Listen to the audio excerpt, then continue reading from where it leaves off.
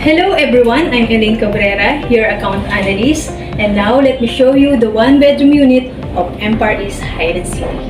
We proceed to our kitchen area. For our kitchen area, we have built-in cabinets, faucet, and sink. Now, we are here at the toilet and bath. For toilet and bath, we have bowl, lavatory, shower head. We are here, our bedroom, where you can relax. Next to our living area, then the dining area.